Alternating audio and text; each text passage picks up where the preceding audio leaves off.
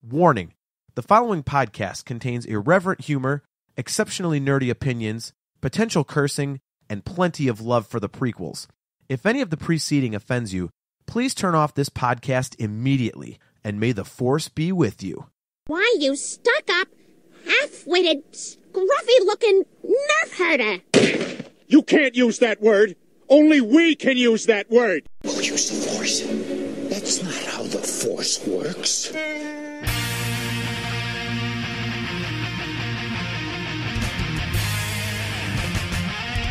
You're tuned in to the Nerf Herder Council, your source for Star Wars opinion, conversation, and debate. Featuring your hosts, JT. I mean, they killed his mother. What's he supposed to do? Send him a postcard? I wish you wouldn't have done that. AJ. Well, I saw the merchandise at Kohl's, and I thought, maybe I should look into this. Steve. It's our goal to be played over the loudspeakers in the bathrooms during celebration.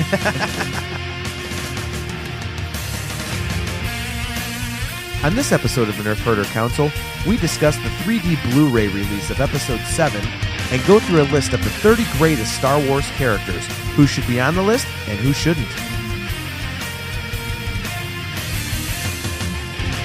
This is the Nerf Herder Council.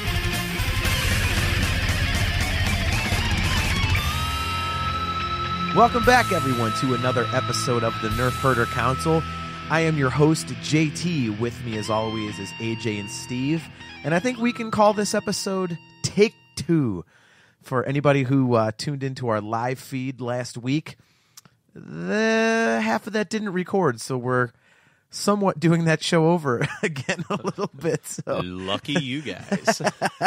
We got through an hour and a half's worth of material and turned off the feed, and AJ says, it stopped recording. I don't know where. So we went, there was the mini panic of, well, both our Facebook feeds just went dark, but right? But oh well, like that was 10 minutes, and then about 10 minutes after the show, AJ's just like, so by the way, yeah, the computer crapped out 2.5 minutes into the show. We've basically been talking to ourselves for an hour. We were just jerking ourselves off talking about Star Wars for like 10 people. Yes, but that's no different than any other episode, so who cares? Very true. Yeah. The good news, though, is that basically, even if you tuned into the live feed last week, you're still getting a brand new episode. Yeah, true. So this is like one of the DC movies. We just yeah, exactly. All the good stuff comes out later. You just have to purchase the Blu-ray later to see the decent version, right? And so this episode will be 99 cents on iTunes. Yeah, right? Do we charge for this on iTunes, or is it free? We should. We would totally have like $3 by now, dude. And all $3 would come from JT anyways. Yeah, I know. we could almost cover our podcasting costs. Right? Oh my god, that would be so funny to sell these episodes. We get like a 3-month check for like $7. And then you spring it on us how you dropped $5 on an iTunes card. Yeah, exactly, right? Just reinvest it. Like, well, I thought I said something in the show and I couldn't listen to it any other way. Like, damn it, really? I buy an iTunes card just to buy my own show again down the road. So the same dollar just keeps recycling over and over. Well, I am convinced that half of the listens that we see on Spreaker are actually from you. So, actually, no, it really isn't, because I download the show so I don't have to stream it. So I don't. The listens actually are not from me. The downloads now once per. The streams per are show, from yes. one fan that has a really bad internet connection that has to constantly keep clicking on it. So thank you for your crappy internet.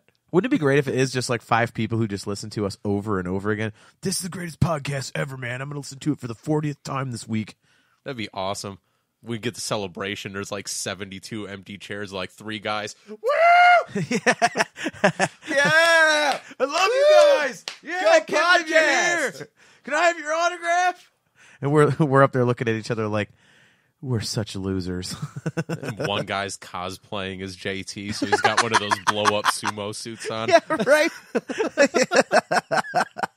That would be the best ever, man. Oh, it wouldn't be the first time someone's cosplayed as him. So actually, that has happened before. Well, our autograph line would be done really quickly, so we could get back to celebration, though. So right. positives. Yeah, exactly. And we'd be at celebration. Positive. Yes. If there's only 5 people, I'm stealing one of the chairs. Just start hitting each other with chairs like a wrestling match. Oh, that'd be great.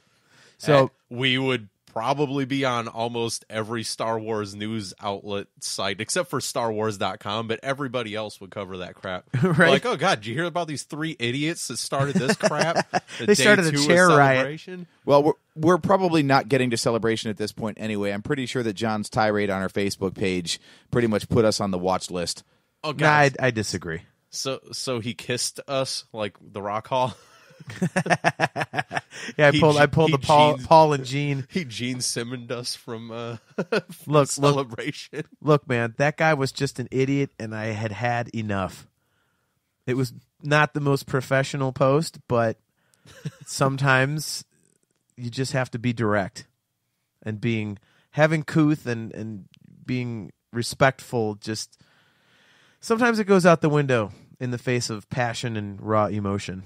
Yes, we know you love the prequels. It's in the intro to this show, but holy crap, dude.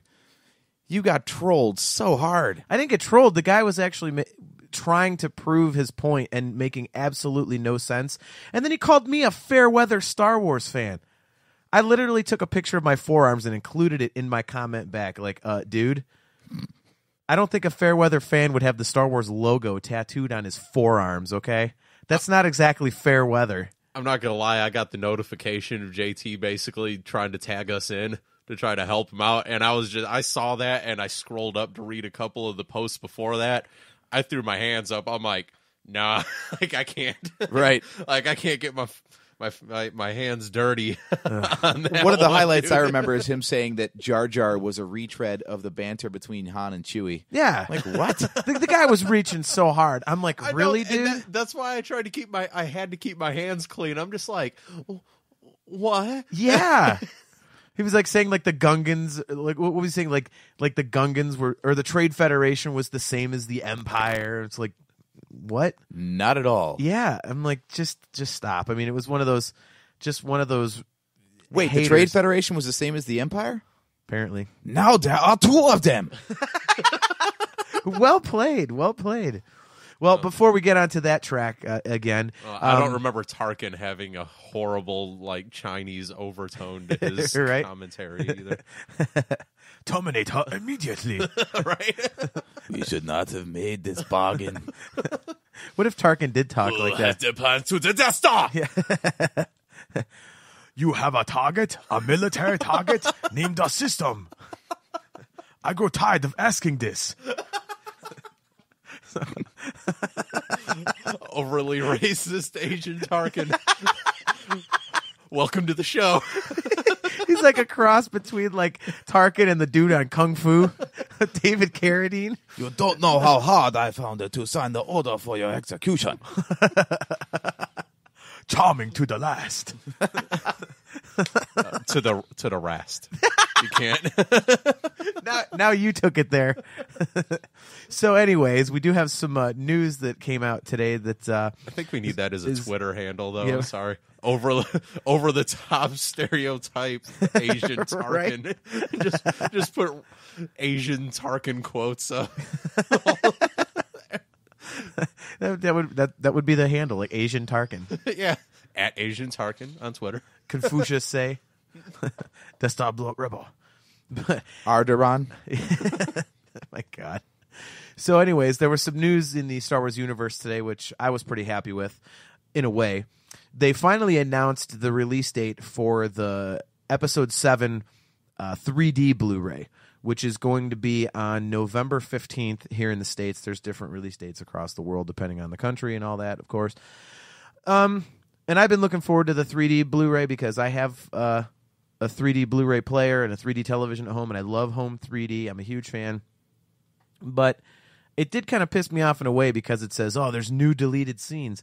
And I've just never been a fan of we're going to release like 7 different versions of this. It's the same movie, but you have to buy it to get all the special features and whatnot. I understand there's the argument to be made for the special editions where it's, you buy different versions of the movie itself, I guess. But at least the movie's a little different in that case. But if I got to for somebody who likes special features, if I got to buy like 4 different versions just to get all the special features, I'm like, come on, man. Yeah, this seems like it's carrying on the proud tradition from George Lucas. You know, you had the VHS release, then you had the THX release. Yep. Then you had the Laserdisc with features. I think that was the start of bonus features, right? Was Laserdisc when you could actually jump to different chapters. I actually do not know that for sure, so I don't want to say yes or no. I just remember laser discs being like 30 times bigger than a record. Yeah. Yeah, they were enormous. So they had their own set of features. Then you get the DVD release. That's got its own set of special features. Then you get the special editions. Or did the special? By the time the special editions came out, the DVD was already it, right? So the special editions were the DVD. Right. So it wasn't like they did like the special edition. They did like the DVD release of the original cut, and then they did the special edition. Okay. But yeah, between THX and then up to the Laserdisc and then to the DVD release, which was then the special edition, and then the Blu-ray, there's been new features like every time anyway. Yeah. But we're getting commentary with Abrams. We're getting about damn time. We're getting Foley artist Mick Foley? Yeah, I was thinking the same thing. A Sonic Tale Foley artist consisting of old pros and new talent. So basically, had the puppeteering and stuff, yeah. Right? Isn't that what it is? At this point, they're just going to do like a documentary on guys that rolled up cables or something during filming of this thing. Sounds of the Resistance, deleted scenes, which... Unless they canned more of them from the original Blu-ray release. That's what it's. When I read it, it said, yeah, they're different from because this just says on their website, it just says never before shared scenes that didn't make the final cut. They are different because if you scroll down in that article, the last thing says it also has all the other bonus special features from the first release, the non-3D costume design, blah blah blah, conversation with Daisy Ridley and John Boyega, inside the armory, classic bonus features. Okay, right. So it's got the stuff that came out in the April release then. Yeah. John, I'm going to side with you for 2 reasons on this. Okay. First, I'm with you. I hate the drip campaign where they make you rebuy something you already bought because they attach different crap to it. But this is a really nice looking cover to the... Yeah. Right? Second...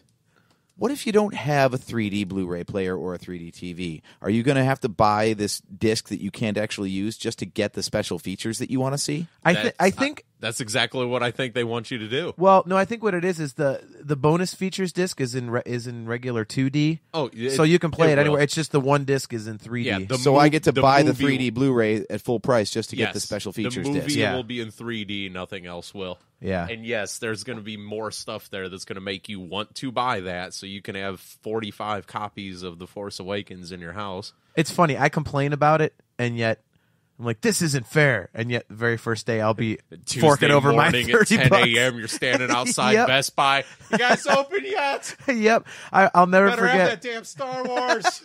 When I was in line waiting to pay for my Blu-ray copy of Episode 7, I was actually on my phone on Google Play buying the digital version. So I spent it all in one shot, man, and it's going to be the same thing when this thing comes out in November. 4 seconds of extra footage on the Blu-ray. That's me. I'm a sucker. I complain about it, but I'm exactly that fan they love to milk money from. You know, it's like these suckers will buy it every time. Then there'll be the different version of it that comes in the 7 movie box set that's going to come out afterwards because there's going to be extras there and extras that didn't come with the original 6 Blu-ray release on those special features discs. Now, is Disney actually going to release the prequels if they do a box set, or are they just going to ignore that too? Like, here's the definitive Star Wars saga. Episodes 4, 5, 6, and 7, 8, and 9. They're going to totally ignore 1, 2, and 3. Plus special bonus, Rogue One. Right? Special bonus. No, it's just going to be called special bonus footage. But it's going to be the first 3 movies. Actually, that's going to be the deleted scenes disc. Is actually a compendium of the first 3 episodes. You're going to pop in the deleted scenes disc, and it's going to be, wait, it says Phantom Menace. Play movie. You know, speaking of the 3D, I wonder if they're ever going to put those out on Blu-ray.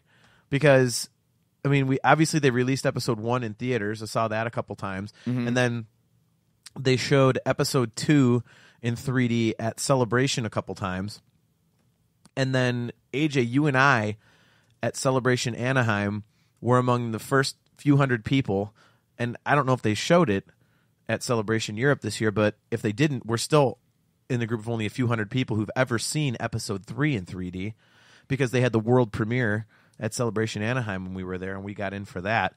Yeah, that was epic. Oh, the Battle of Coruscant in 3D. Holy shit. The 3D work they did on episodes 2 and 3 was so good. I hope they go back to episode 1 and do what they did with the second and third movies, because it looked so fantastic in 3D. So, but I mean, Disney doesn't want anything to do with the prequels, so I mean, are they just going to ignore that? I mean, I would buy those in a second. Well, I have some good news for you. Really? That's good news. Come closer. I have good news. Yeah, where's the soundboard on that one, Steve? I'm just channeling the sound bites from Rebel Force Radio. It's all right. All right. Well, I have good news. Nice. According to MakingStarWars.net on August 1st, there is a rumor that the Star Wars prequel trilogy will be coming to 3D Blu-ray later this year. Really? Yes. Oh, yes. I am so there. Yes, I'll give you the quick synopsis here because they've got their own synopsis of the quote that they're reading from. So right. Let's not synopsize the synopsis. Yeah. From Digital Bits, which is apparently a very reliable source for DVD industry news. Okay. The latest from our retail and industry sources. So this is an article about a source that has sources. Okay. So a little bit of a grain of salt in this, but right. The latest source from our of the source of the source from a guy that knows a guy who knows a Yeah. guy. Yeah. The latest from our retail and industry sources is that Disney and Lucasfilm are considering a 5-disc 3D box set, which would include The Phantom Menace, Attack of the Clones, Revenge of the Sith, and The Force Awakens. Wow. Which, yeah. That's an odd combination. Right? Right? Force Awakens with the prequel trilogy? That just... But then again, they never completed the project of doing episodes 4, 5, and 6 in 3D like they were going to before the sale. So I guess that makes sense because those are the only ones in 3D right now. Yeah, and the ones that were filmed on digital, being 2 and 3, those are the easiest ones to post convert because the footage is all layered out already. Yeah, but so you get those 4. And you also get a 5th disc of exclusive bonus content. So there's more bonus content for you. Oh, boy. I love it. Man, I would be all over that like white on rice. The release date would presumably be in time for the holidays this year and likely time to promote the theatrical release of Rogue One, A Star Wars Story on December 16th. So that'd be like November then. Yeah, I would think that'd be a good like Black Friday release kind of a thing. Yeah, that's a good idea. But that's weird. I mean, I wonder if they'll do that to. Ooh, what if it's Force Friday? They're doing Force Friday again. That'd be too quick. Then. Wouldn't that be next? That's end of September. You would think that you would have heard more about that. Although the way Disney treats the prequels, maybe not. Maybe they're just going to throw it out there to make a few extra bucks and not really publicize it. Yeah, I mean, there's no telling. I mean, all the merchandise for Force Friday is still embargoed, so stuff has been leaking out, but there's always a huge dump of goods on that day. Yeah. So especially if they're doing it as a promo for Rogue One, if they're really going to find some way to tie it into that marketing push, what better? Yeah. They got my money. And I mean, I guess they wouldn't really even have to market it too much because, correct me if I'm wrong on this timeline, AJ, but if I remember right, when we saw the Episode 2 3D panel at Celebration 6, that was before. In fact, I know it was before the sale because that was 2012. So they had 2 almost all the way done, and they were working on 3 almost simultaneously, if I remember the information in the panel correctly. So I think all 3 of those movies are already in the can without Disney really having to do anything on them. They basically just own them, and they can slap them in a box, and throw them out on the shelves. Exactly. It's free material. Why wouldn't you put that out? Wow, I hope that happens. That I know I'm a prequel apologist, but that'd be awesome because episodes 2 and 3 looked so good in 3D. They were fantastic. Yeah, and I mean, there's so much more action and footage in there that they can do that with between the battle on Geonosis and the battle on Coruscant, and then you get the lightsaber duel between Anakin and Obi-Wan. Mm-hmm. I mean, there's so many of those set pieces are just made for 3D. Yeah, I would definitely buy that. And they also did a much better job with the 3D on those too, because you remember Episode 1 and that how it. Really, they went for too realistic of a it didn't depth pop. of field. Yeah, it didn't pop. I've always been a fan of the 3D. That's I guess the littlest bit over the top. Well, it's got to be a little bit in your face. Otherwise, why bother? Yeah, we have Zootopia on 3D. Thank you for buying that for my wife for her birthday, by the way. And it looks absolutely incredible because it's a little bit, I mean, I know it's a cartoon, so it's supposed to be unrealistic, but the 3D is a little extreme, and I like that. I mean, it looks really good that way. Things look good that way. It's very cool, and they kind of did that with episodes 2 and 3, so I really wonder if they're going to go back, and once they did those, I wonder if they went back and touched up episode 1. That would be interesting because they did could, a little they could bit. pull out some scenes from there, I think. They did a little bit because I watched episode 1 in 3D at Celebration 6, and I remember it was better than when I saw it in the theater. So I know they did a little bit more to it. There's no reason not to. I mean, this is a long story tradition. I mean, they even do it in video games. You know, like I've got the Metroid Prime trilogy for Nintendo Wii, right? And the first 2 games came out on GameCube before the Wii came out, and they went back and released them as a trilogy. Changed the aspect ratio to widescreen, which was something that the GameCube didn't support, and integrated the new motion control system. So you get basically new money from an already made product. Yeah. And you can always tweak it after the fact, so why not? Yeah, this would make sense for them to put it out. And again, they wouldn't even have to really promote it. They're probably thinking not a lot of people are going to buy it anyway. Right. So, but, I mean, minimal, though. I mean, for next to no promotion money and all that, like and these things are in the can already. Yeah. I mean, how much does it cost them to press these things out? I mean, it'd be minimal money, and they would probably make it back pretty quickly, even if it sells poorly. Yeah. You know, they would still make what little they have to put into it back probably tenfold. You would think even people that don't like the prequels, there's people that don't like the prequels that are completists that would still buy it. Right. Just because they want to have everything in their collection. Yeah. That's the brilliant thing, is that they did all the work on this stuff and never released it publicly. So like you said, only, 2 viewings of these movies have ever been done publicly. So you've got completely unreleased, no matter, it's the only Star Wars in 3D available right now. So just that alone is going to push some sales. Yeah. And the exclusivity of it, even if they don't really like the movies, you're going to have that hardcore 3D collector, because it's obviously a very niche market, who's going to get it just because they know no one else can have it. Yeah, and like we said, I mean, unless they showed it at Celebration Europe, which they may have, I didn't pay attention to the schedule of events outside of the panels. But if they didn't show it, if they didn't show Revenge of the Sith at Celebration Europe, there's only a few hundred people on the planet that have seen that movie in 3D. Mm-hmm. So that's a selling point right there. And I'm sorry, I just think it's really cool that we're in that couple hundred people. That was so awesome. I just remember it was so funny, Steve, because we waited 3 hours in line for that, and they started letting people in, and we were looking at the room as it's filling up, and we're going, not gonna make it. We literally ended up in the very last row. Yeah, it was a pretty miserable viewing experience, but we were in there, damn it. Yeah, and you could still see how beautiful it was. It was so funny because I was starting to panic. I'm like, please tell me I didn't wait 3 hours to see my favorite movie in 3D for the first time ever in the world, and I'm not going to get in. The guy that's counting at the door puts his arm right behind the guy in front of you. He actually did. And he's like, and we're done He here. actually did.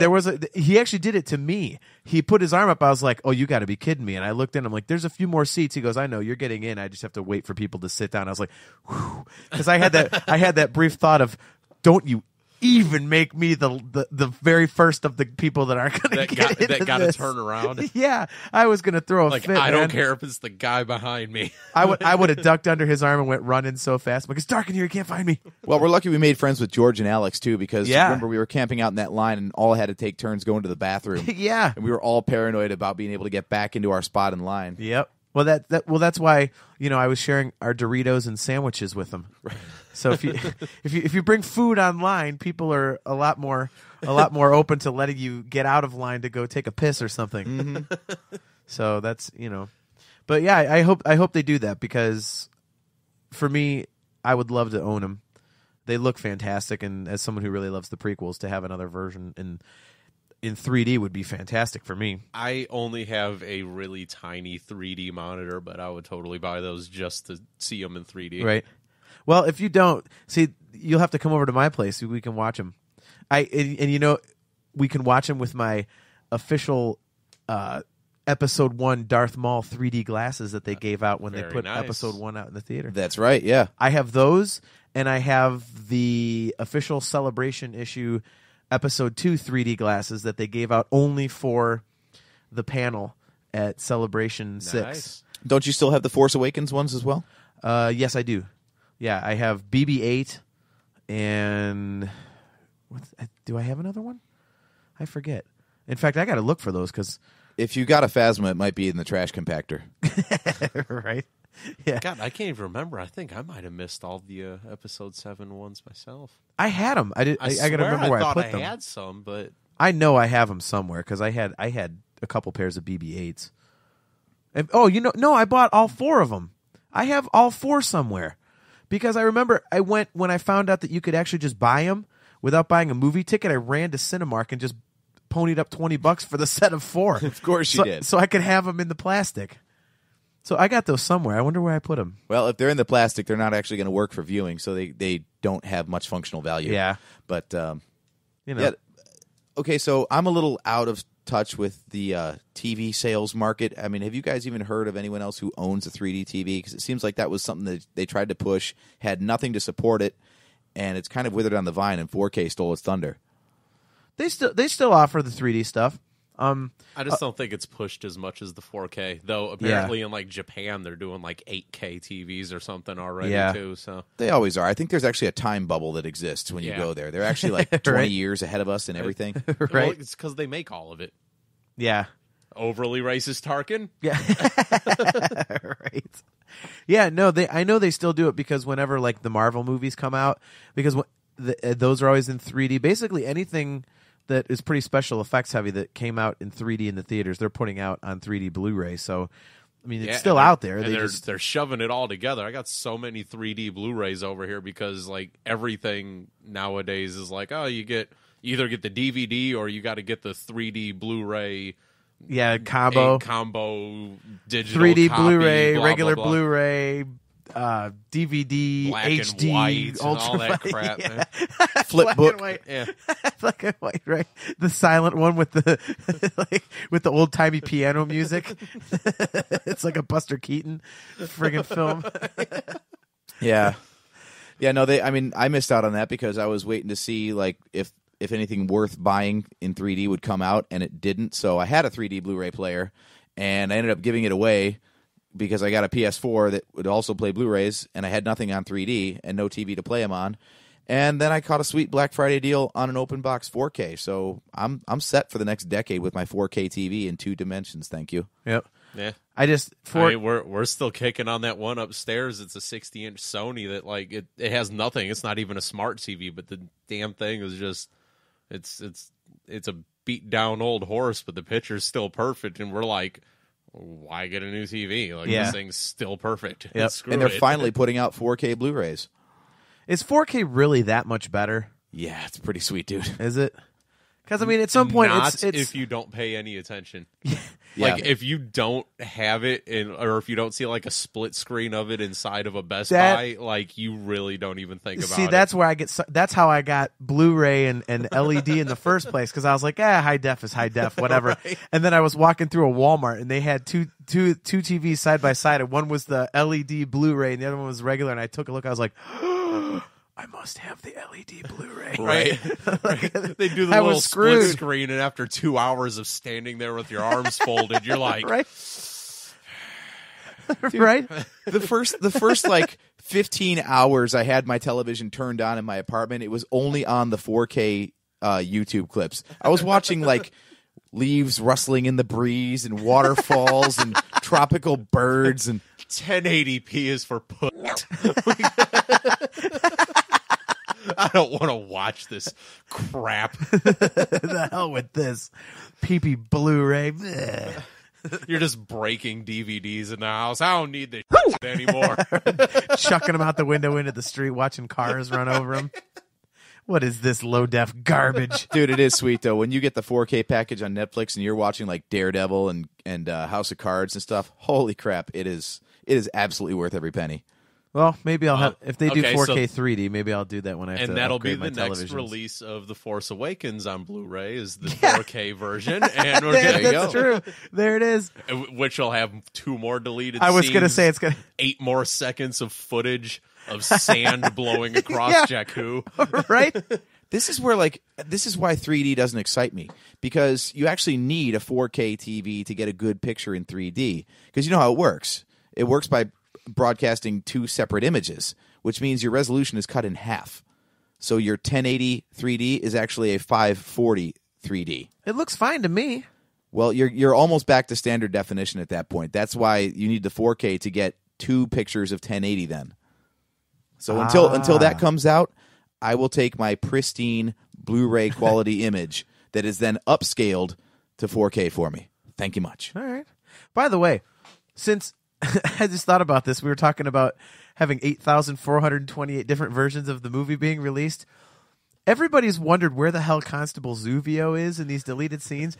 Do you think they're just holding out like one deleted scene with the one Constable Zuvio scene? They're purposely not putting it on anything until they finally get to like the 4K 3D like 3 years down the road, and then they're like, and that's their selling point. And then the all new it is, deleted scene featuring fan favorite Constable Zuvio. And all it is while Rey and Finn are running through the marketplace on Jakku, you just see him kind of turn and look to his left as they pass by him, and it's like right. you got to frame by frame the thing. You're just like back and to the left, back and to the left. It's like there he is. It's like the Kennedy assassination. Back and to the left. That dude's going to be harder to spot than the Millennium Falcon in Revenge of the Sith. Right? Man, he's going to be like a super fan favorite character because no one will ever see him. You'll just have action figures and concept art, and everyone's like, I love that guy. The Where's Waldo of Star Wars. Right. He's actually in the other 1,080 lines of resolution that will be in the 4K 3D Blu-ray. Exactly. They're gonna make Fanboys 2, and they're gonna have a new character, and he's gonna be the character the new guy gets on his back, like the dude got Jar Jar in the first movie. The next guy's gonna get Constable Zuvio, and this guy's gonna be there. Oops! I'm telling you. Hey, we are in the time of awesome sequels. I just watched the trailer for Bad Santa 2 today. Dude, get ready to edit. I don't know what it is, but when he comes right off the bat, and he says, he's like, help the starving children. Help the starving children. Come on, you fucking cats. I can't wait for that movie. I know that's not Star Wars related, but I love Bad Santa. Yeah, I've only watched the trailer once and didn't even get all the way through, actually. And I can already quote it, too. Like, I'm so looking forward to that movie. Yep. Kid sitting on his lap. I want Minecraft and Grand Theft Auto 5 and Gears of War. And I don't know what any of that is, kid. Yeah. I can't It's wait. Grand Theft Auto. I told you, I don't know what that is. I know so many people that don't like that movie. They're like, oh, it's so dark. Christmas is supposed to be happy. I'm like, that's why it's funny. It takes something so pristine and happy and fun like Christmas and just completely flips it on its ear and makes it just rude and vulgar. I mean, that's funny. If you want something dark, how about the scenes with Bernie Mac and John Ritter, and just realize that is an entire post-mortem collection right now. Right? I'm glad you said John Ritter after that. You just said you want to see something dark. Look at the scenes with Bernie Mac. I'm like, really? We're going there? This is the racist show. We got the right. Asian Tarkin and Bernie Mac. After our defense of diversity a few episodes back. Right? Apparently we're anti-diversity. So another thing that I wanted to talk about was an article, AJ, that you found. And I guess there's a bunch of them like this, but I like this particular version of this type of Star Wars story in that it's the guy who wrote it seems to write like we would write it. And it's from Empire Magazine, and it's the 30 greatest Star Wars characters. And wait, he writes like us? Oh, yeah, if you read it. Does he use the word turd in it? Actually, ask and ye shall receive. He describes Admiral Akbar as a cross between a fish and a turd. He does not write like us because there's more than 10 words on the page. So. Hey, AJ and I are both creative writing buffs, so yeah, as by all the blog posts on our website. Hey, I'm working on one. I'm working on one. Right. I try to blog, but then I get to about 1,000 words, and then I realize I got to take out like 400 because they're curse words, and then this sucks. But anyway, I thought the article was kind of interesting because I actually came up with a list of 7 different characters that either should be in there instead of others, or that you could make a case for along with others. So do you just want to kind of like start and go from the bottom and kind of discuss each one as we go? Do it that way? Yeah, let's see what's on this list before we start figuring out what's missing. Okay. Well, starting at number 30, we'll go from last to first. Because we're assuming these are in a particular order, correct? Yeah. Well, you would hope so. I mean, judging by the top 5, you would assume he purposely put them in this order.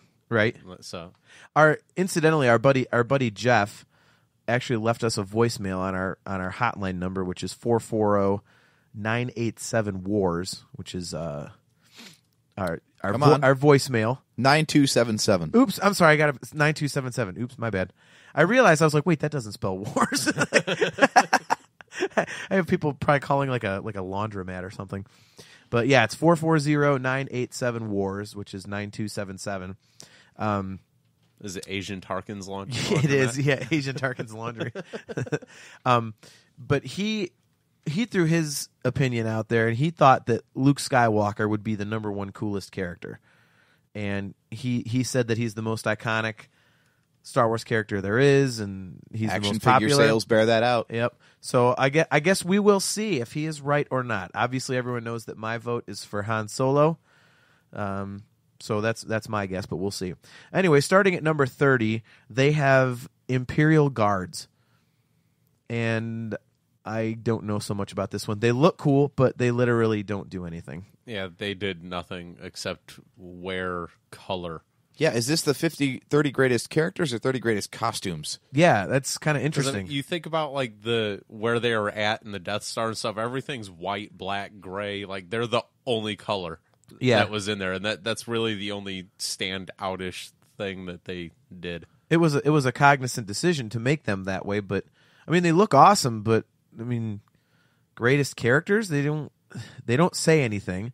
All they do is leave the room when the Emperor tells them to, and then in Episode 3 they get smashed into the wall by Yoda, which was awesome. Yeah, I mean, I did like their character arc where, in Revenge of the Sith, they get flung around like rag dolls, and then by Return of the Jedi, they're able to stand and walk around under their own power.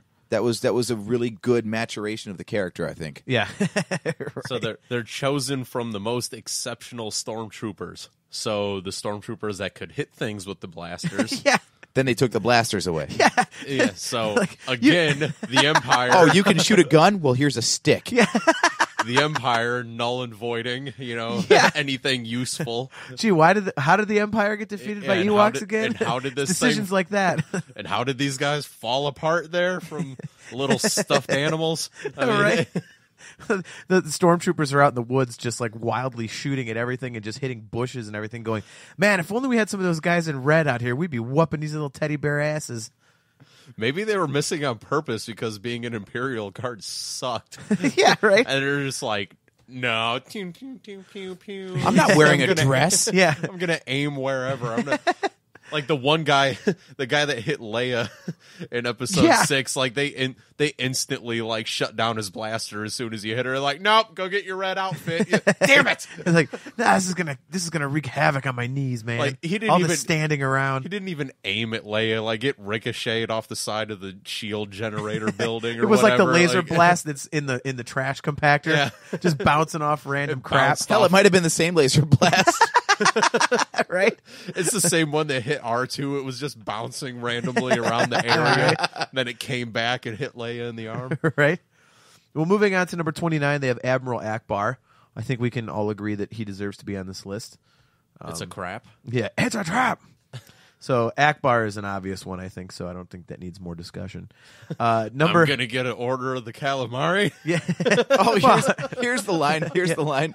3 little reasons why we're quite prepared to ignore the fact that the leader of the Rebel Alliance's Endor attack fleet looks like the offspring of a fish and a turd. Turd is the best word in the English language, man. That is my all-time favorite word. It just sounds exactly like what it is. It really does. So moving on from there, we have number 28, which is a TIE fighter pilot. So, again, character who doesn't speak, and it's really just a variation of a stormtrooper. Yeah, stormtrooper in space, absolutely. They can't hit either. So yeah, right? Another stormtrooper that did something better than a normal stormtrooper, so they were just promoted to something that they sucked at. Yeah. What if the TIE pilots actually are the worst shots? They actually shoot the worst of anybody, so they just throw them in a spaceship. I am actually having a brain fart right now. Did any of the TIE fighter pilots during the Death Star attack hit any of the Rebel pilots, or was it Vader shooting them all down? That's a good question. No, because Vader didn't shoot down Porkins, and he got shot. So somebody had to nail him. Was it? Yeah, I'm pretty sure. I don't think it was just Vader. Porkins didn't get shot. His X-wing was weighted down and he crashed into the Death Star. It'd be like me or Snap Wexley. Only mine would have sandwich wrappers all over the cockpit. Well, damn it! Now I'm gonna have to go watch that movie again. I know. No, I'm pretty sure that they got shot by TIE pilots. I know they did. It wasn't all Vader. The TIE pilots shot down some people. So yeah, what do you think about having a variation of a stormtrooper as greatest character? Again, it's like the Imperial Guards, where they don't do or say anything. They just go about their business. Yeah, well, there's no characterization to them. A normal stormtrooper couldn't handle reaching up to the controls and turning that little knob at the top of it. Yeah, right. And then putting both hands back on the wheel again. So, right. So yes, they were a great character. Well, all right. Moving on to number 27, Greedo. He was fun. He he captured the imagination as soon as he came on screen, and like it didn't take very long to get the idea of who he was, which is a good thing because he wasn't around very long. Yeah. Well, that's my argument against him. I mean, he's very recognizable and very memorable, but he was only there for like a minute. And again, I read through this list, and there's some pretty glaring omissions that I would say could be on there instead of Greedo. Yeah, there really is. So there is a crazy love for quite a few characters in Star Wars that, if you think about it, really weren't worth two craps. Yeah, and I'm sure we'll touch on those later on in the list. But yeah, Greedo's definitely one of them. That's like, he got all this love for 10 seconds, 3 lines in like 30 seconds of screen time, and then falling face first on the table. Hey, right. Dude pulled a gun on Han Solo. That's pretty important in establishing Han Solo's character, actually. So I think Greedo did a lot with a very little bit of screen time. But is he one of the 30 greatest characters? Depends on who else is on the list. You can't come up with 29 more? Yes. Yeah, right. By the way, in reading through this, I found about 7 that could be debated as either substitutions, or you could debate whether or not they could take someone else's place. But apparently, there's lists that have the and it was hard for me to think of those. Apparently, there's lists of 50 greatest characters. I'm like, what do you like? Just listing like background like Rebel pilots or something, like the unnamed ones that you have to read the Star Wars encyclopedia to find out their damn name. Right, you're just like going through the entire prequel Jedi Council. You're getting all the Cantina bar patron names. Yeah, number 47, the stormtrooper that banged his head. like you know all the kids by name that were in got slaughtered by Anakin. Yeah, exactly. They got Kitster on there. So of course, yeah, of course. well played.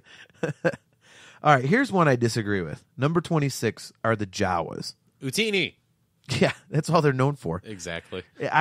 How are they greatest character? They were, but again, they had a distinctive look, and you got an exact idea of who they were and what they were about in a very short period of time. I don't consider them great character. I consider them throwaway. They were little shyster junk dealers, and at least they did enough that you got an idea of who they were.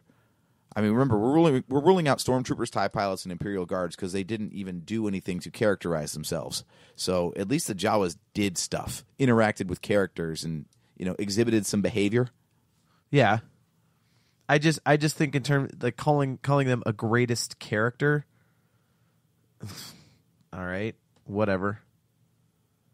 I just thought of another one. I think I'm up to 8. How did I miss that? Wow. All right. Well, let's hear it for the mouse droid. Yeah, yeah, right, the mouse droid. All right, so number 25, I think we can all agree on C-3PO. Yeah. He might be a little low on the list, actually, because 3PO, I mean, as much as he's annoying, he's a really cool character. Boy, he really doesn't get a lot of love, does he? No. And yet Anthony Daniels is like one of the most popular actors that exist in the Star Wars universe. Like everywhere he goes, like people just love Anthony Daniels. But then you'll hear a lot of people crapping on C-3PO for he's annoying. Like, but then they love Anthony Daniels. Right. Like, okay. Oh, the Jawas on the list. They're awesome. They had 20 seconds of screen time. What? That character was in all 7 movies? Yeah, right? It'd be like everyone, like Ahmed Best going around. It'd just be like everyone wants to meet Ahmed Best while they hate Jar Jar Binks. Right. That's how it kind of feels, man. But yeah, I think 3PO might be a little low on this list personally. He's definitely one of the most influential characters. I mean, he's one of the main 5 or 6. Mm-hmm. So putting him at number 25 out of 30, I think is a little low. But, it just depends on your opinion, I suppose. Yeah, and this is only going on the movies, obviously. This isn't talking about TV time. Yeah, yeah. Let me see, actually. Yeah, looking at the list, yeah, there's nothing from the cartoons. All right, so moving on. Okay. Number 24, I think another one that probably is too low, at least in my opinion, Qui-Gon Jinn.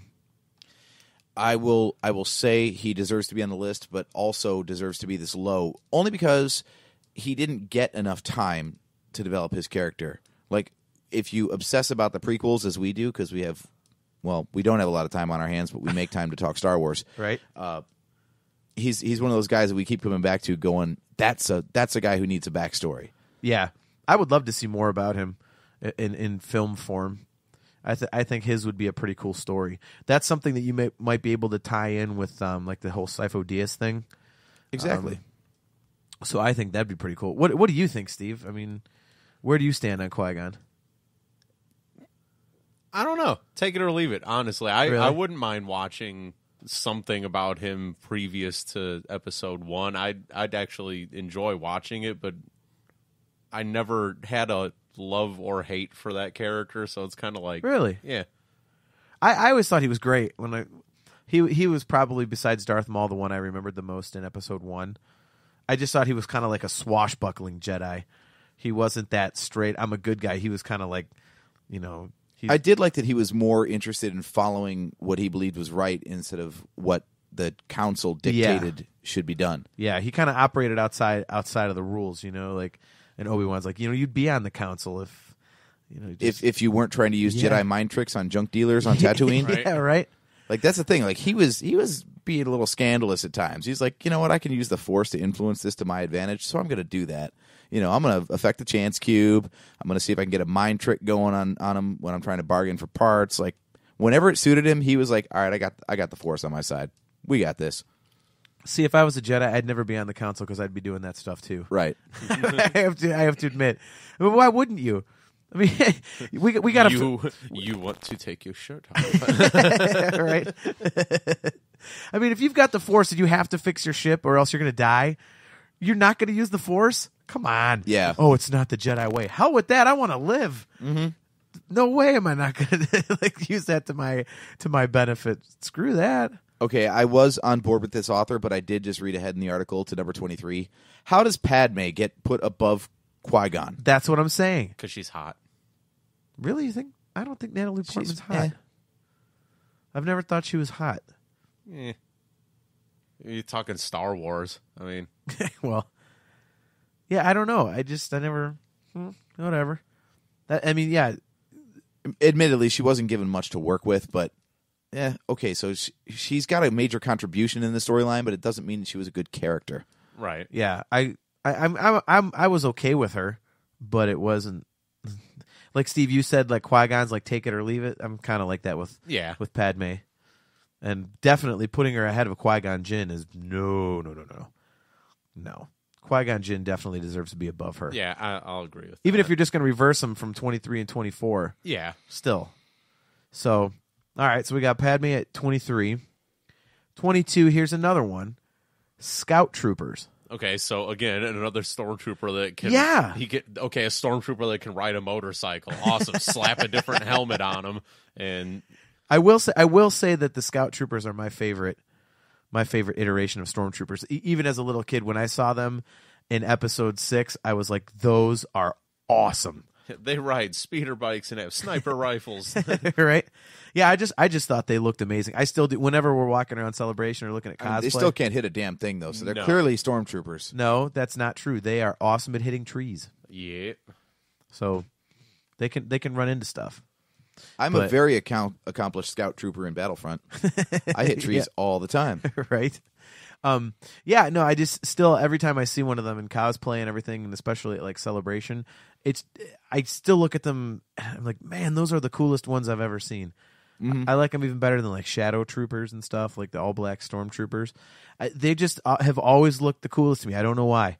So I'm a big fan of them, but I mean, if you're going to break out 30 greatest characters, I mean, doing every single variation of a stormtrooper. Yeah. I mean, that's like 16 spots on the list. Isn't it? I mean, with Rogue One coming out now, yeah. Yeah, right. Just skipping ahead since we're talking about it, and we'll go back to hitting number 21. Number 17 are Stormtroopers. So you've got 4 different versions. You've got the Imperial Guards, TIE Pilots, Scout Troopers, and Stormtroopers on this list. So I think you should lump them all into one. Right. Like Imperial Troopers, just kind of like lump them all in as one. You could have Stormtroopers and Clone Troopers. Like, you could see the split between and you know what's the funny? prequel and the original saga, but other than that... And they don't have clones listed. Clone Troopers. By the time it gets to Episode 3, they look almost identical. Because those guys could hit something with the damn blasters. They don't deserve to be on the list. Yeah, I mean, how do you not have clones considering you had the 501st in Episode 3? I mean, you have Vader's Fist, for God's sakes. They're like the greatest troopers in the history of the Empire. Right. But you don't have them on here? You have Imperial Guards who basically stand there, but you don't have the 501st. Yeah, right. So, a normal stormtrooper couldn't hold that stick straight up and down like an Imperial trooper could. Yeah, I just think that they should lump all of the Imperial troopers into one. Yeah. So that's my take. All right, going back down. Number 21 is Poe Dameron. Pretty thin resume so far. Thin resume, but I think he's awesome. Good work so far. Yeah, and that justifies the spot at 21, honestly. Probably the best, coolest, I almost said TIE Fighter, X-Wing pilot that we've seen through 7 movies, but like you said, thin resume, so yeah, it justifies in the 20s. Are you going on your Wedge Antilles thing again? Yes, I am. Dude, he's like Wedge Antilles mixed with Han Solo, though. Yeah, but he hasn't lived through 3 movies yet. True. Okay, so once he gets through 3 movies, he's better than Wedge. By the way, Wedge is totally the unsung hero. The fact that they cast the same dude, they didn't draw attention to it or really give him anything to do except for just being another X-Wing pilot or Snowspeeder pilot in all 3 movies. Like, he was just like that one bit of constancy in the background. They didn't need to have the same character. Constancy? Yeah, I just made up a word. It's all right. It's cool. Yeah, but did Wedge have his own custom X-Wing like Poe did? Yeah. He didn't have a special hot rod paint job on his. Exactly, right? I was thinking about that the other day. Why wasn't his hot rod X-Wing the one that was on Jakku instead of because the other one was further up in the driveway that day, so he had to take the one that was closer. He was blocked in. He had to take the one that was closer to the street. He was blocked in. He didn't have time to pull that one out and get his good one. Either that or the hot rod one was in the shop, or he loaned it to somebody. It was in the paint shop. That's what it was. Yeah, he was getting it painted. Well, no. He only had the one car, and then he had to go get that one leased. That's why he disappeared for that little bit. It was his loaner. The one on Jakku was a loaner. That's his Alamo Renta X-Wing. And how much is the insurance? I might have to fight a battle with this. There might be a little war. Yeah. What do you mean I can't bring this back with scratches, dents, and the same amount of fuel that I left with? I don't think that's going to happen, guys. Same amount of fuel. That's awesome. Yeah, no, I think Poe deserves to be on here. I like the character a lot. I thought he was really cool, and there's still more to explore there. I mean, he got interrogated by Kylo Ren and got the hell kicked out of him doing that, and he whooped ass in the Battle of Takodana. And sorry, I just can't. I'm trying to picture the Star Wars Alamo now, and the guy behind the counter.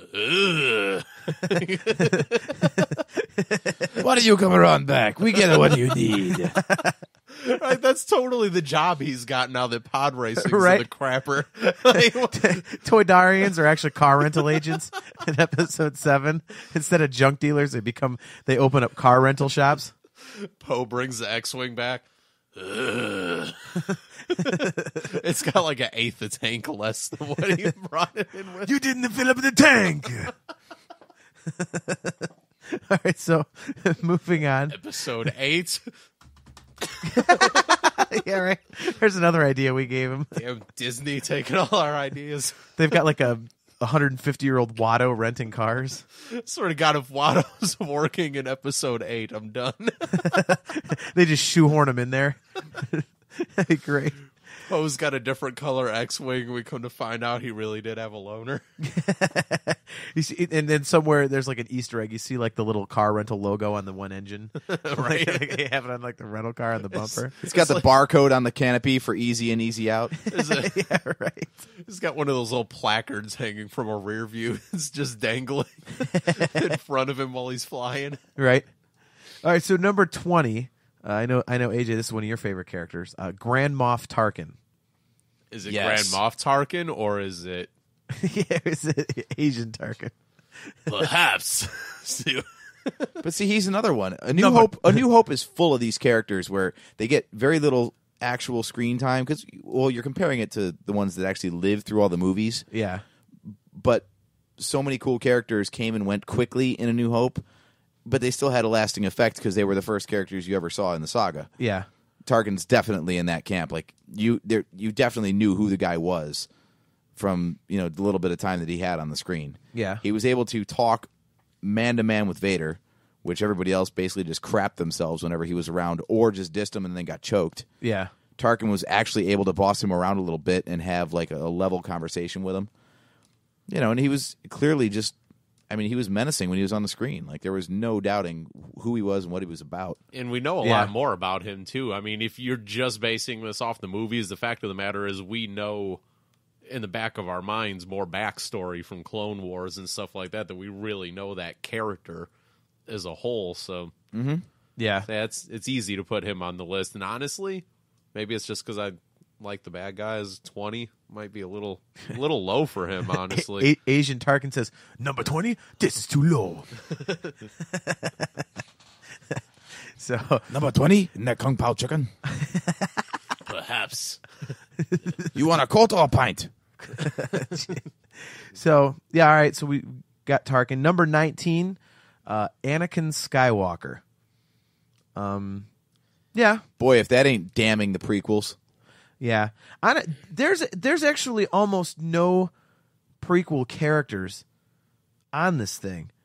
In fact, the highest that any of the prequel characters are ranked, and it doesn't include characters like Obi-Wan and the Emperor and stuff that appear in the original trilogy as well as the prequels. But prequel-only characters, the highest ranked one is number 14. Wow. This is a great point about Anakin that the author writes, though. He says that Anakin represents the riskiest proposition in the Star Wars character canon. Yeah. I never thought of it that way, but it's very true. Like you're gonna demystify the backstory of Darth Vader, the biggest villain in your franchise. That is a huge risk. Mm-hmm. And I like how they did it. I know a lot of people didn't. I've said it many times. I thought they did a great job with it. They didn't just he was not a cardboard cutout of a bad guy. Like he's a jerk. Now he's a super jerk. Now he's the most evil guy in the galaxy. Yeah, I like they didn't do that. It's an interesting thought experiment. Definitely, it was very, very ballsy to do that. Yeah. All right. So number 18, again, another one that we will all agree with, Lando Calrissian. Definitely deserving of being on the list. Oh, Definitely. Yeah. Lando's awesome. He's another character that even though he screwed over Han Solo, I always loved Lando. I thought he was so cool. He was like a different version of Han Solo.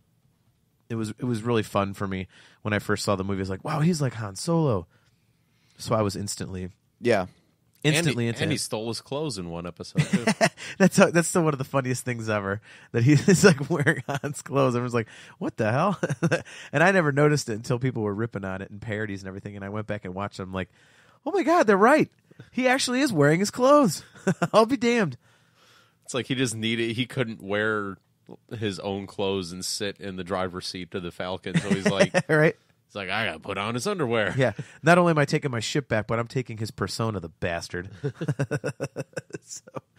All right. Well, going on to number 17, this is where our previous discussion comes into play. Number 17, Stormtroopers. So we already said that. As we said, we think all the Imperial troopers should be lumped into one character. Now, do you think 17 is too high for them? Definitely, based on the explanation. That's what I think, too. It just keeps talking about the aesthetic. Yeah. Again, that's the costume, not the character. Right. Yeah, I agree with that. The character is non-existent. They're like faceless. Yeah. It's just, a bunch of the same character running around missing targets. And then, like you said, to put it higher than Lando, than a Tarkin, than, and hell, even Padme, of course, Qui-Gon, like 3PO, like, all that, like, it just seems kind of silly to have like you said, a faceless character. Yeah. To go damn near into the top half of your... Yeah, to go, well, they look really cool, so I'm listing them as top... Okay. I mean, I get making the list, but splitting them out into 4 categories, no, and putting them up that high, I wouldn't say so.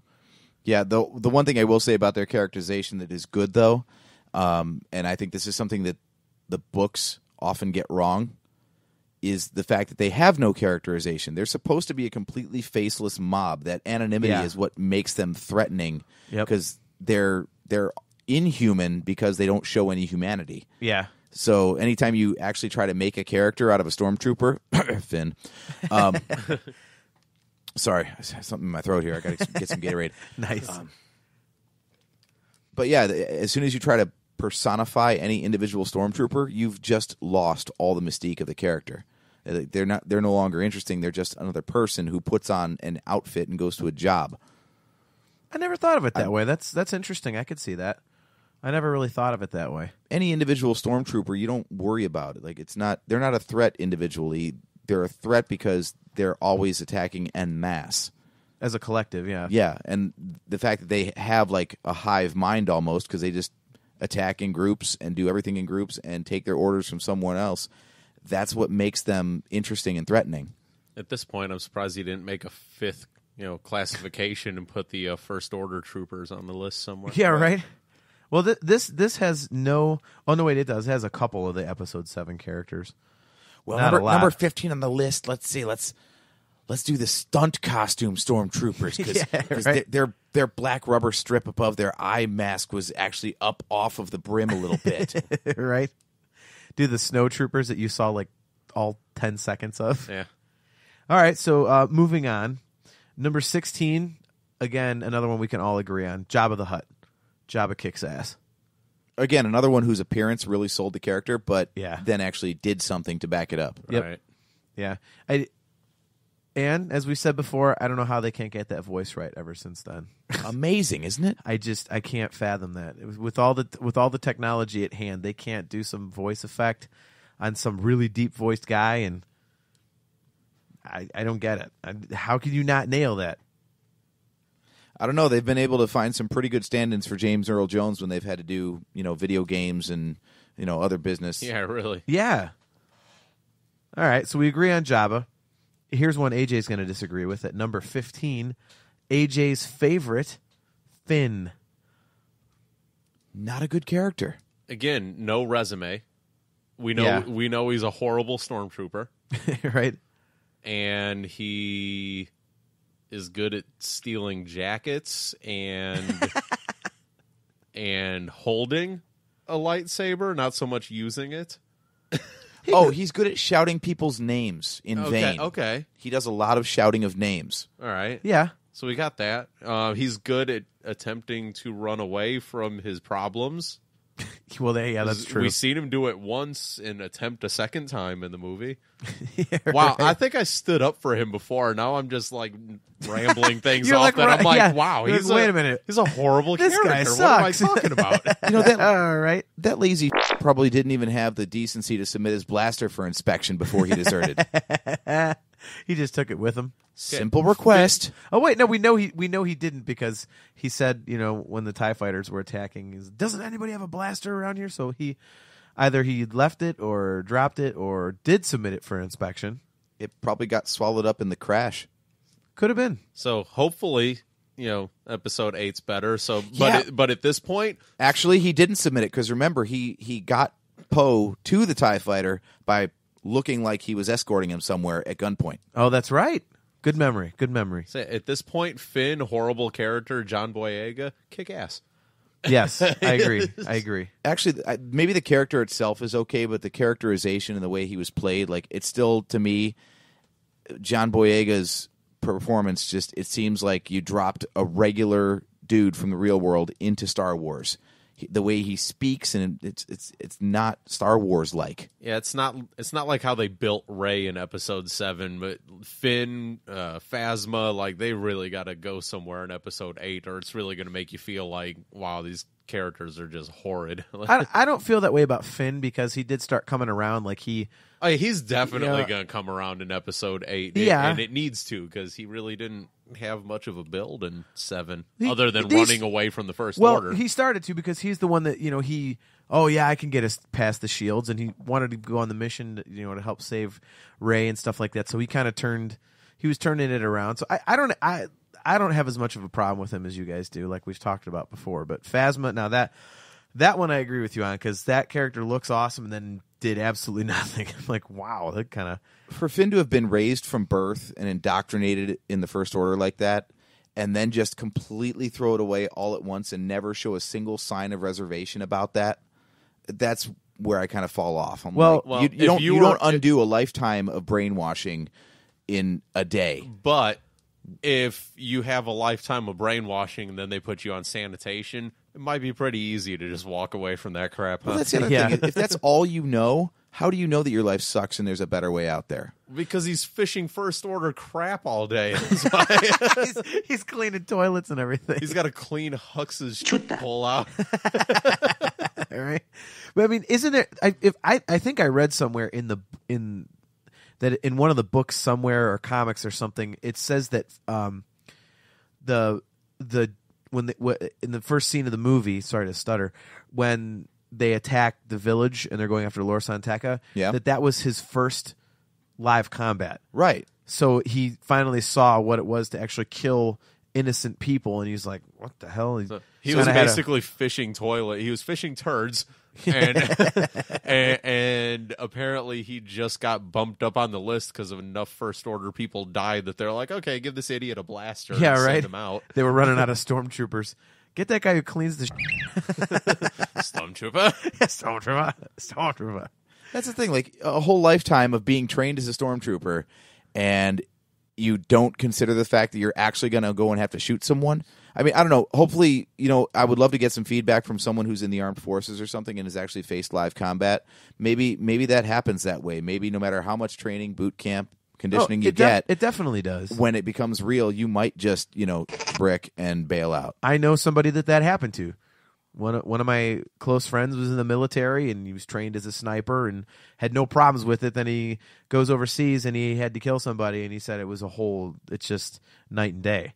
So obviously it's something that's way different when you're actually performing the act as opposed to just thinking about it or learning about it. So I could totally buy that.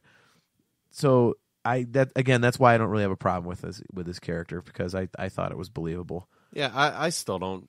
He needs more build. I don't really have a problem with the character yet, but yeah, I just think they didn't do enough. They pushed Rey, obviously the right amount, and you couldn't push both characters that same way. So yeah, I don't have a problem with him. I'm just kind of crapping on him for sake of crapping on him.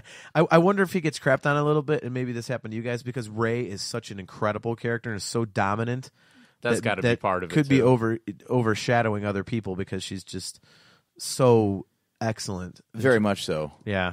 I think that happens in a lot of the movies, actually. I mean, you compare Ewan McGregor's Obi-Wan performance to Hayden Christensen's Anakin performance. Yeah. I'm sorry, dude. I mean, there's just no comparison. Yeah. You put those two next to each other in a scene, and one's going to overshadow the other for sure. Yeah. Well, moving on to number 14, here's one that I think is too low. Darth Maul. Darth Maul is awesome. And yes, super deserving of being on the list, and I think I would put him higher. And in fact, I know I would looking forward. And again, for character moments, how about just the fact that he's just like paces back and forth, stares him down, just takes like swipes at the tunnel or the chasm when Obi-Wan's hanging there by a thread. Like he's just like, I'm just gonna mess with you. Him. Yeah. Like a cat just batting at the mouse after he catches him. Right. And the guy had like the coolest entrance music of like anybody in Star Wars right? too. Right. When your entrance music is Duel of the Fates, you instantly vault up the list of 30 greatest characters. Very well put. Yeah, I will always be in shock about the fact that they killed him off in that movie. I mean, I understand that you don't know at the time when you're writing it and filming it what effect he's going to have on the fan base. But wouldn't you have thought that after initially wanting to kill Vader in Episode 4 that Lucas would have learned his lesson and been like, all right, I'm not going to create this guy just to wipe him out in a single film. Yeah, right. I wonder if people would have liked the prequels a little bit more if Maul would have been probably like if he would have stuck around for 2 movies at least. Or something. Well, I've told you my fanfic, right? No, I mean, the way my prequels would have gone. No. Maul would have survived until Episode 3, and then Anakin would have had to decide to kill him to take his place as Palpatine's apprentice to learn what he needed to save Padme. Oh, that would be awesome. That's a good idea. That's really cool. That would have been awesome. Yeah, make it a deliberate choice by Anakin to forsake everything he's been taught to cut down someone to take their place. Because originally you'd think like, oh, well, he's a Jedi, he's going to go after Maul. But then once he kills him, then be like, now I got that spot. Yeah, I also think it might have added an extra layer to the prequels, which would have been cool because a lot of people complain that they say it was quite obvious that Palpatine was the Emperor. But I think if you would have had Maul, just have Palpatine do what he was doing, keep that the same, but have Maul as the obvious bad guy that's always tracking the Jedi and stuff, because then it takes the focus off of what Palpatine's doing. You're like, oh, I know who the bad guy is. Mm-hmm. So it wouldn't have been maybe quite as obvious to people, I think. And you could tell the love for the character from the beginning because you took a character that was clearly killed in Episode 1 and you justify a way to bring him back for Clone Wars and Rebels and all that stuff. Like, and George Lucas actually admitted that he, Dave Filoni pitched the idea and George Lucas was like, yeah, let's correct that mistake. Yeah, right. It's not often that George Lucas admits that he had to, change something that he screwed up, but that was one time that he did. Yep, totally. All right, well, moving on to number 13, we have Emperor Palpatine. And not much discussion needed here. The Emperor's awesome. And probably pretty accurate spot right here in the top 15. Yeah. Yeah, the only bit of his characterization that's missing is they never actually explained why specifically he's so power hungry. He's a Sith. Well, yeah, but he didn't start it. He didn't start a Sith. Well, then for that you have to go back and read the Plagueis book for that, because it explains all that in there about the political machinations and all that kind of stuff, and then how he discovered, the Force and all that kind of stuff. Yeah, I do like the concept that they brought up in that book, which is, so you start out Force sensitive, and then it's almost a question of like, well, who gets to you first? Yeah. If he was found by a Jedi, would that have been trained out of him, or would his true nature have exerted itself later? Yeah. So, yeah, I think that's great. The whole thought of like, well, they all start out kind of as blank templates, and then it's what they're raised with, basically, that determines more if they're going to be good or evil. And since he was found by a Sith Lord, he was allowed to indulge the quick and easy path, as Yoda said. The quick and easy path. All right, so we agree on that one. Number 12 is yet another one we're all going to agree upon. Rey. Too low, I think. You think so? Something about her. She just as soon as she came on screen, I mean, everything in that movie just worked so well. I would agree. She fit so well. Just everything about that character fits so well into Star Wars. It's crazy that it took 7 movies to come up with a character that fits Star Wars almost as well as she did. Well, to me, it was awesome because her character and her portrayal of the character had the immediacy of the original 3. Mm-hmm. You know, when Episode 4 happened, you were so into Han, Leia, and Luke, and you were that invested in Rey right off the get-go in Episode 7, which is really difficult to do, and I thought that was awesome. And they found a really good way to do the same thing with her as they did with Anakin and Luke that took 3 movies for each of them to build to what they turned out to finally be, and you pretty much had Rey go from 0 to hero in 90 minutes. Yep. And so that one is definitely definitely. I can't wait to see what happens with her. Yeah, maybe the reason she's not higher on the list is just by who's packing up the top 11. Let's see. Yeah, right. And one last thing on Rey that I was actually thinking about today, if they do make another sequel trilogy like episodes 10, 11, and 12, and it basically come to find out that I was thinking today that if she's the one that resurrects the Jedi Order, I would totally be okay with her kind of like being the next Luke Skywalker and doing another trilogy based around her because she's like the leader of the new Jedi. I'd be okay with that because I like the character so much. I would not have a problem with that. The look of it, she's going to be the new Luke/Han, dude. She's already piloting the Falcon and right. Wielding a lightsaber. And they need to give the Millennium Falcon to Poe Dameron. That would be the best. Poe just basically becomes the new Han Solo. I'd be okay with that. That'd be all right. Awesome. I could see it too. That's an easy sell, honestly, because he's a smartass. Yep. Like I mean, all the smart-ass stuff he was saying to, like, Kylo and stuff, the first thing I thought of when we saw Me too. Force Awakens on opening night, you're like, dude, that's Han. Yep. It's carbon copy of the character. He just gets in the Millennium Falcon and looks over at Chewie, and Chewie goes, yeah, close enough. All right, so moving forward to number 11. And Chewie just opens up the obvious door that has, Han's extra clothing in it, like he gave to Lando. Yeah, Poe puts it on too. It's in mothballs and stuff. The thing you'd have to do is you'd have to let Poe reach up and punch the crap out of the ceiling to get the thing to work, though. That would be awesome. Just to instantly sell it is him look up and go and smack it and have everything fire up. It's like, all right. All right, this is now. All right, number 11, I agree with AJ. I have a feeling you're going to say that this is too high. Obi-Wan Kenobi. Why would I say that's too high? He hates the character, but I don't think he can disagree with how high it is on the list, though. Yeah, you've been on record previously saying you're not really an Obi-Wan fan. I'm not an Obi-Wan fan because his character is a little bland, but it is a powerful character. All right. I just don't find a whole lot that's interesting there, but he does serve a very specific role, and he plays a good foil to other more dynamic characters. He's like the moral compass, Okay, I could see that. All right, so moving on to number 10, here's one that I disagree with being this high. I would have put him a lot lower. Yes. Kylo Ren. Way too high. Yeah, no way is his whiny ass a top 10 greatest character in Star Wars. I'm sorry. Just off the top of my head, I can tell you right now, I would have put Maul, Palpatine, Rey, and Obi-Wan all ahead of Kylo Ren. Yeah. In fact, I would have put Jabba the Hutt above him too.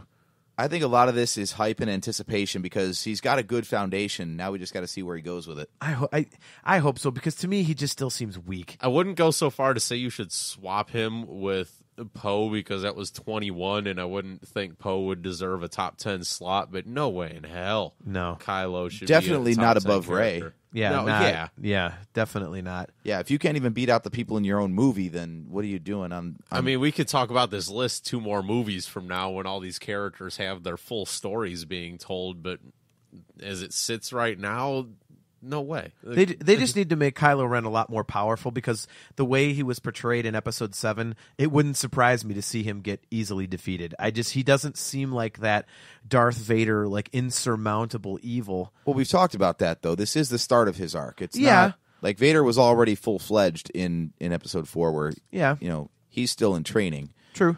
But that's a good point. I was watching The Force Awakens the other day, and I'm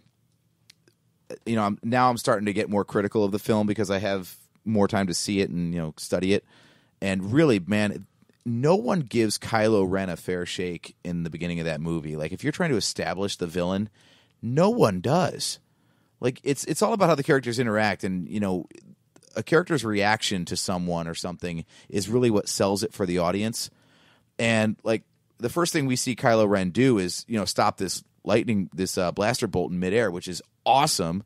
It, like, totally grabs the audience, but then Poe's, you know, brought in front of him, shoved to his knees, and the first thing he does is crack a joke at him. Yeah. And keeps cracking a joke at him.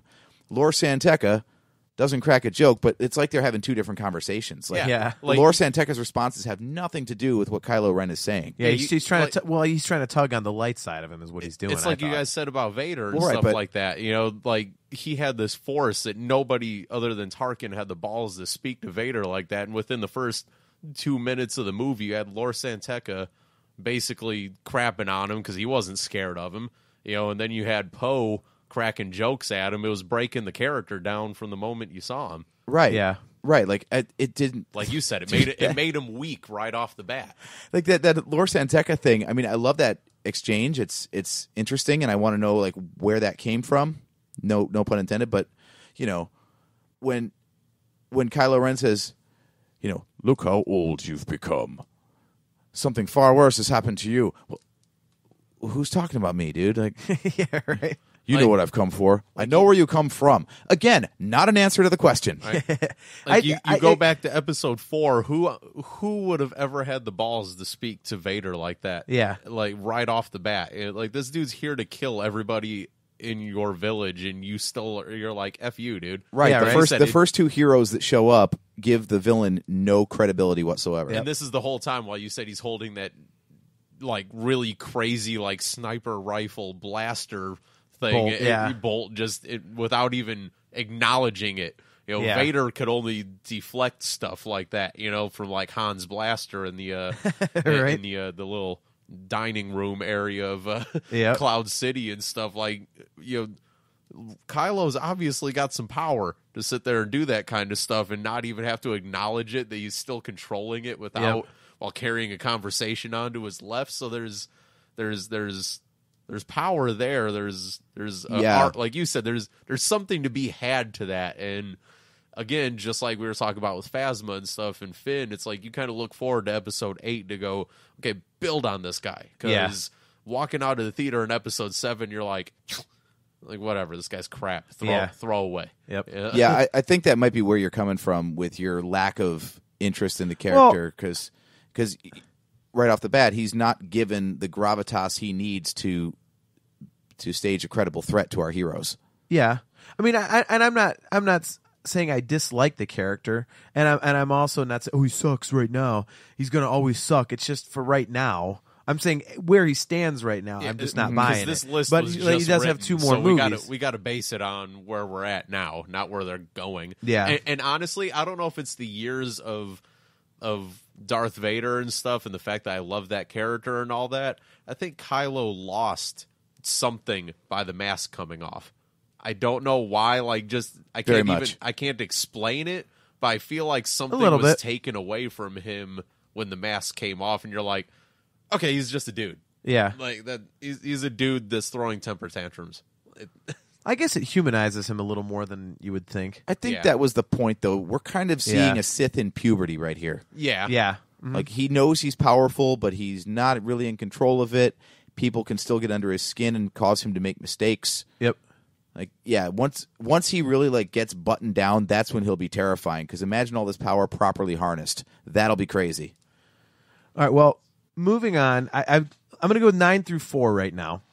And because I think in the top 10... I think at the top 10 we can pretty much agree, but there might be one in here in some ordering. Number 9 is Yoda, 8 is R2-D2, 7 is Boba Fett, 6 is BB-8, 5 is Chewbacca, and 4 is Princess Leia. I'm fine with all of those. If you're going to have BB-8 in the top 10, R2 has to be above him. Yeah. Absolutely. R2 is way too low at number 8, and Boba Fett's way too high at 7. BB-8's way too high at 6. You think Boba Fett's too high at 7? Yeah. I love Boba Fett. But again, it's another one of those characters that did next to nothing, though. Yeah, that's true. Awesome looking character, all that stuff. But dude, he should have been like 14, 15-ish. Yeah, he was one, like AJ's been saying about a lot of these other characters, where as soon as they come on screen, you know what they are. He was like that for me. I'm like, oh, that guy's gonna go kick somebody's ass. Yeah. The top 5 though, like you're saying, Chewie, easy. And you can argue the top 5. Don't give the top 3 yet. Right, I know you didn't go that far. But I was saying that your top 5, you can kind of argue almost in any sort of order and be okay with it. So yeah, Chewie at 5, I have no problem with. I would put R2 at number 6. And then BB-8, instead of putting him at 8, I would almost swap him out with like Maul or Palpatine at number 8. Yeah, I mean that's way too high for BB-8. Well, you can almost start to group characters based on the films they appear in. So if we're going to take anyone from Force Awakens, let's start by ranking them, and then see where they fit in to the larger order of things. That's a good way to do it, because I think they've even gotten their own film out of order in that case. I mean, I would put Finn last. Then, well, let's see. If I had to rate them all, I would say Finn last. Then I think just because, again, like the top spots are taken, you got to put maybe Poe next. I see. I'd put Kylo Ren next. And then Kylo Ren above that, and then BB-8, and then Rey. Yeah. Rey would have to be the number 1. Oh, that's a no-brainer. So, all right. So, number 3 is Luke Skywalker. Which surprisingly low. Yeah. So, unfortunately, Jeff, you were not correct. So, Luke Skywalker obviously is awesome. Number 2 is Darth Vader, and I think you can swap those out and make an argument either way. Yeah. For one being higher than the other. Obviously, they're both super influential. I mean, they're really the heart of the whole, original trilogy. And the saga is Vader's story, so Luke has to be second fiddle to it. Yeah. Oh, that's a good way to look at it. I can see that. And obviously, number 1, Hux. General Hux, yes. And missing from the list, oddly enough, was Han Solo. How? Or Size Noodles. Dengar. So anyways, at number 1 is my man Han Solo, just like I predicted. I want to know how they forgot to put Snap Wexley on the list. Right? No justice for Zuckus. Forlom. So do you guys agree with Han at number 1 as the greatest Star Wars character? Yeah, like I said, you could take this top 5 and argue the hell out of it, honestly. Maybe it's a personal thing.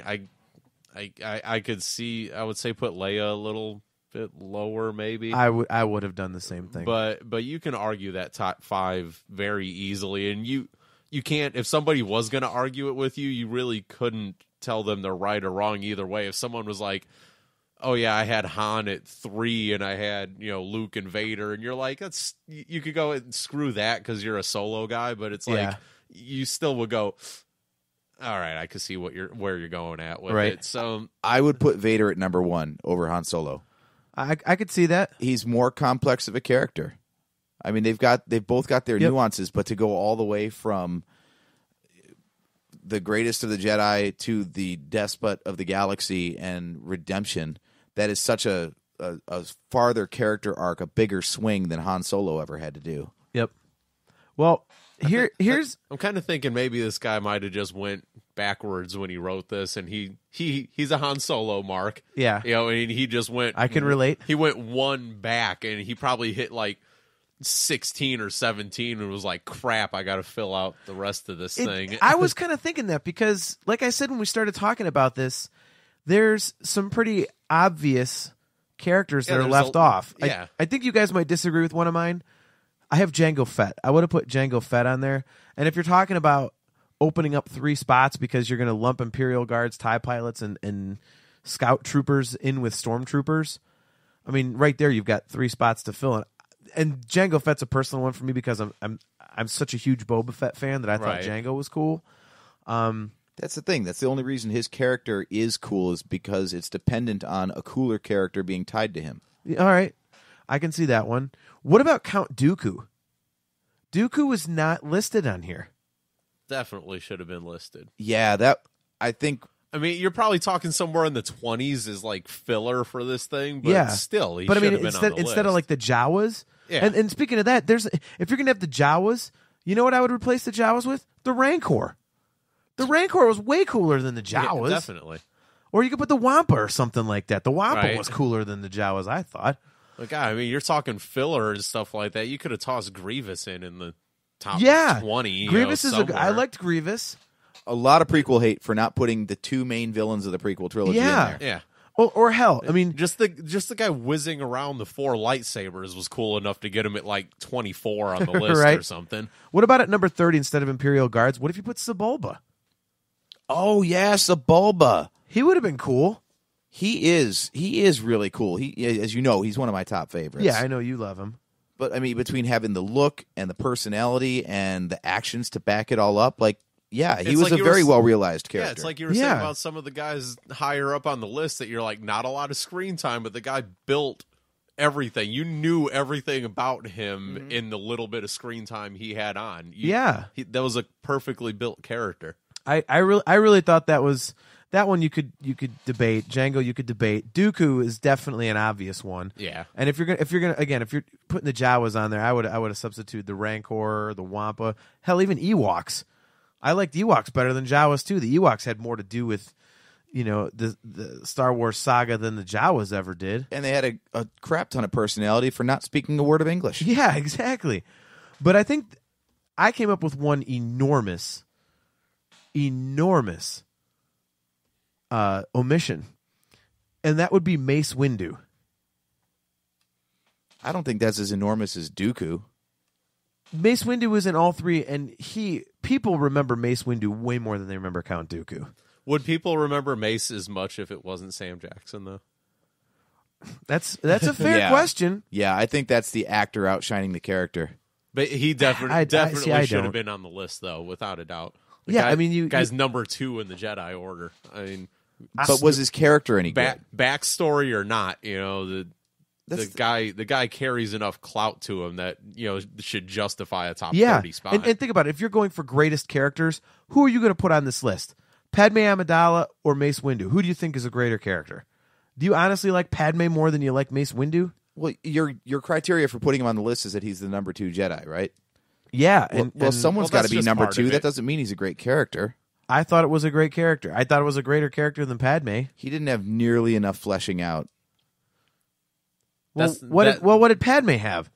She was a young senator or a young queen, then she was a senator? She at least talked about like her motivations and like she built up her personality through her dialogue. Well, Mace Windu's a Jedi. What do you need to know?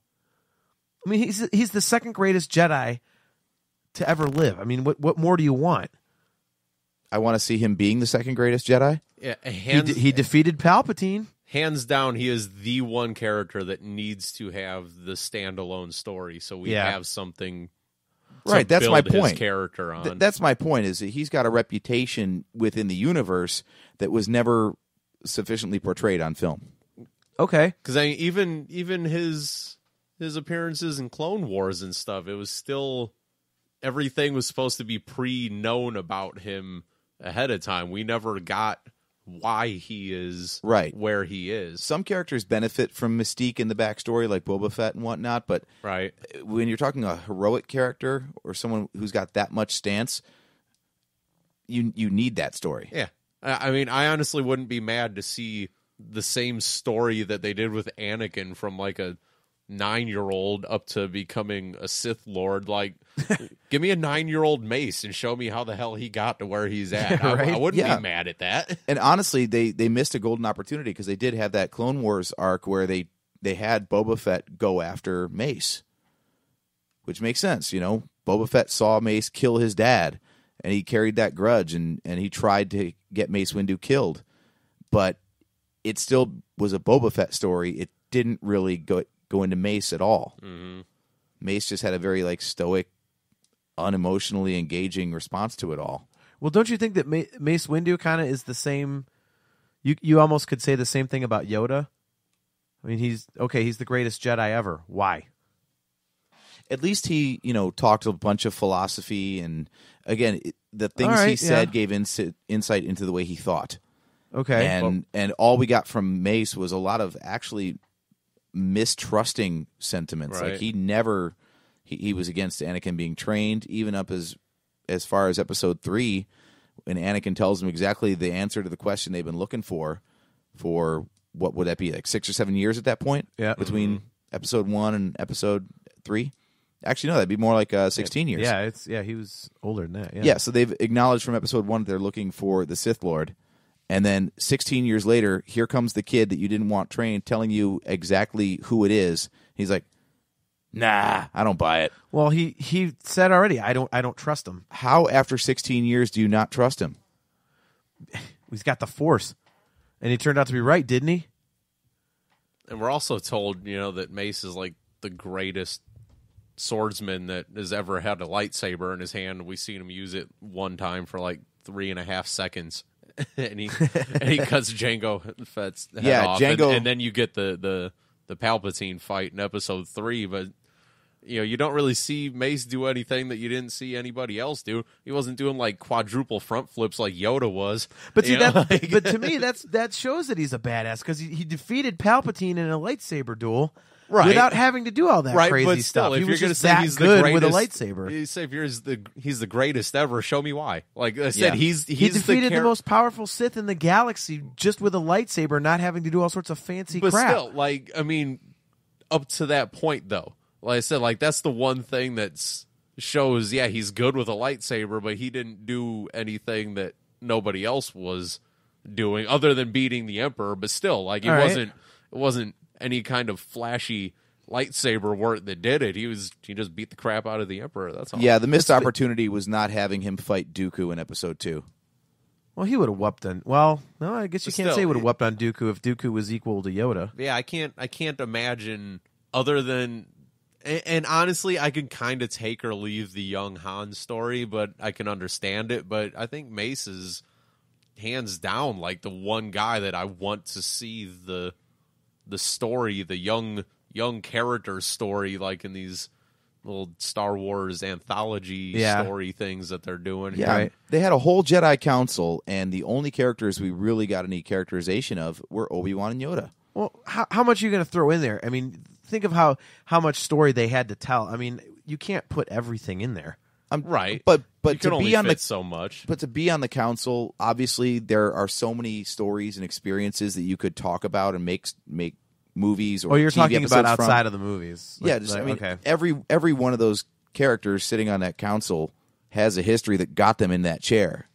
And I think a lot of those would be very interesting stories to tell. Is it somebody getting pizza for the council? Yeah. What was it? Yariel Poof. Yariel Poof. Yeah. and you would do it the yaddle. Our car's in the shop.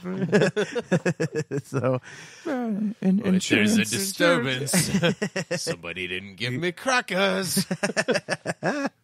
And since we're quoting the Star Wars Robot Chicken again, I think it's it's always the closer when somebody quotes Robot Chicken. Right. So thanks everybody for tuning in. Sorry this is a little different than the episode that we did live last week, but again, you got 2 episodes for the price of 1, really. Exactly. I'm not sorry at all. Don't speak for all of us. So if you want to see more of what this episode was, we do have the full video from my page, an hour and 24 minutes of it anyway, from our live like feed the last last week. 15 minutes or so. No, it was only it was almost the entire episode. It was literally almost to the end, so it's most of it. But we want to thank. They just missed so much gold in that 10 minutes that Facebook right? didn't get, and the recording. It was like our best podcast ever at right? that point. Well, the usual places to find us: nerfherdercouncil.com. We do have our Facebook page where you can interact with us. You can find us on Spreaker, Stitcher. We are on iTunes. We are on the Uncontrolled Noise with a Z network. So you can go to uncontrollednoise.com and find the Nerf Herder Council there. We have our Twitter page at NHC Podcast. If you would like to call and leave us a message with some suggestions, feedback, or ideas for the show or opinions that you have, we do have our voicemail number, which is 440-987-WARS 9277. So you can interact with us there. I want to thank you guys for listening, and hopefully you're having a good time with everything. And again, I'm your host, JT, at Dog Pound Jedi. He's AJ. At Drake Adams 579. He's Steve. At JSteve1005. And we will catch you later.